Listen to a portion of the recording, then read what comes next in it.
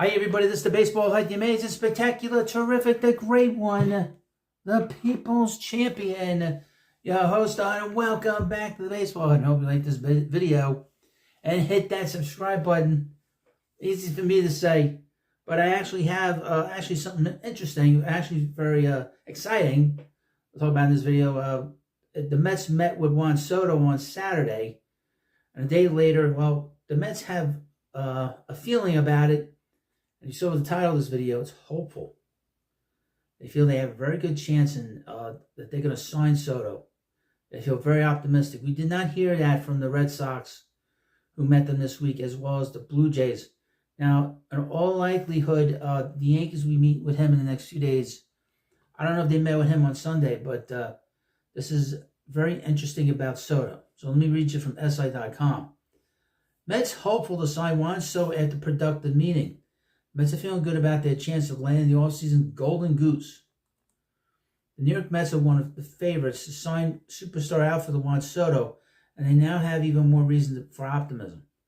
According to John Heyman of the New York Post, Mets owner Steve Cohen and other high-ranking officials such as President of Baseball Operations David Stearns and field manager Carlos Mendoza met with the 26-year-old and agent Scott Boras on Saturday.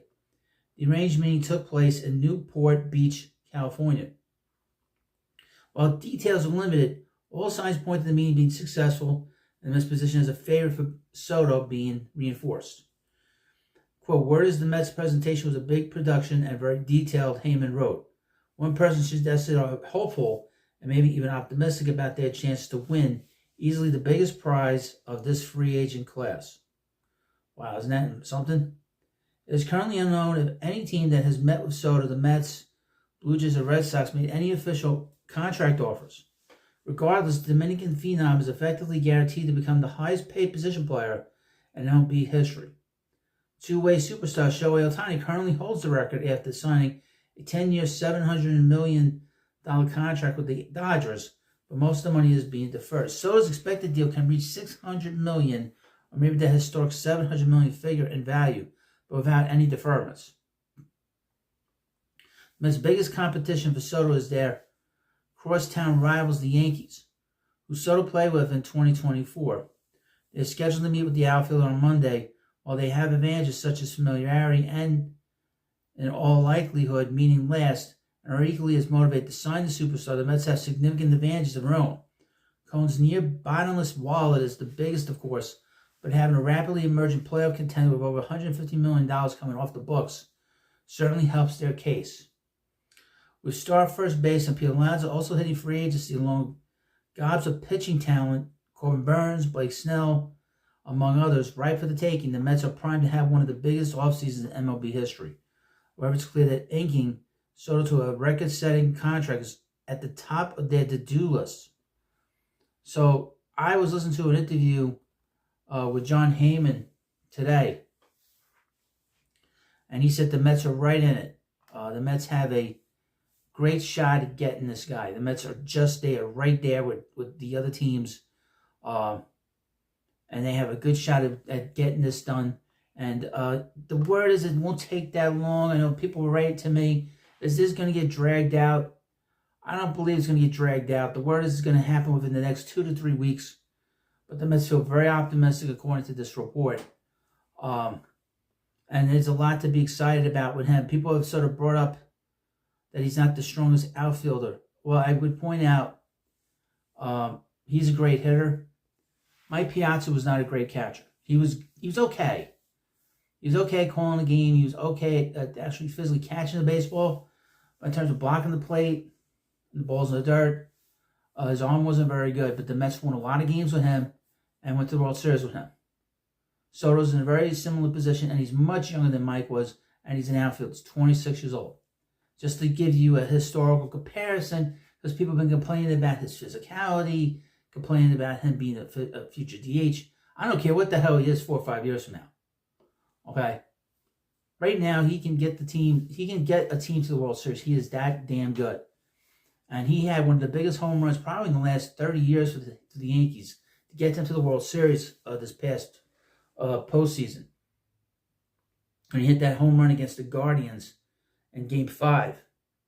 But you have to sort of keep in mind it's going to take a lot of money to get him, obviously. Steve Cohen has more money than Hal Steinbrenner is. You know, the Yankees are the Yankees, and their value is much higher than the Mets. Steve Cohen has over $21 billion in his pocket. From what I saw earlier today, Hal Steinbrenner has $1.5 billion. So, you know, there's a difference between Hal and Steve. And if you know, historically, Hal has a very different attitude about winning than his father, George, did. George would never let Soto get the free agency. And we would be hearing about $800 million with this player. Is Hal going to get the $600 million, $700 million? I don't know. I mean, are they going to do that? I don't know. I don't know what his appetite is for that big of a contract. And the Yankees have a lot of holes in that lineup. They don't have a first baseman. They don't have a third baseman, second baseman. They don't have a right fielder if they lose Soto. And they need pitching help. And the Mets have all this money coming off the books, which the Yankees do not. The Yankees still have Giancarlo Stanton on that roster. They're still paying him. I think they're still paying DJ LeMahieu. I believe that's correct. And, of course, they're paying Aaron Judge an enormous amount of money.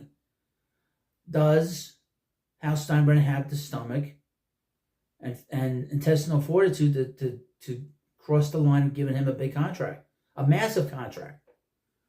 Double what he's given Horseface. I don't know. We know Steve Cohen will not stop at the price tag. He's not going to stop. If the Mets want this player, they're going to give that kid a boatload of money. Don't doubt me. And you should know better. People have been saying the Mets aren't going to do anything this offseason. What are you talking about? Mets have 14 holes from the 26-man roster this year. They have to fill them. Just based on that. But the Mets need an upgrade in this lineup. And I've talked about this for many years. I was thinking about this today when I was out. That if J.D. Martinez had a better postseason and did not have such a lousy September, the Mets might have gotten to a Game 7 against the Dodgers. You know, not having another elite hitter in their lineup really cost them in a big way. Unfortunately, he didn't play well. He has been an elite player, but he's not anymore. Obviously, he probably should retire at this point from what I saw. But, you know, the Mets could use an elite hitter here to complement Francisco Lindor. And Soto doesn't have to be a leader on this team. You just come in, you can just sort of be in the shadow of Lindor and not have to worry about being that guy in the room. And of course, the Mets have other needs. Like this article said, the Mets don't have a first baseman. They don't have a center fielder. Three-fifths of their starting pitching is not intact. Luis Severino is going to decline the qualifying offer, which he shouldn't do. He should take that. There is optimism from what John Heyman said on the radio today that Sean Manaea there's a good chance Sean Manaea might resign with the Mets because he really enjoyed it here. He loves it here. He loved the team. He loved the players here that he played with. So keep an eye on that. So that might be one of the things that they can do along the way.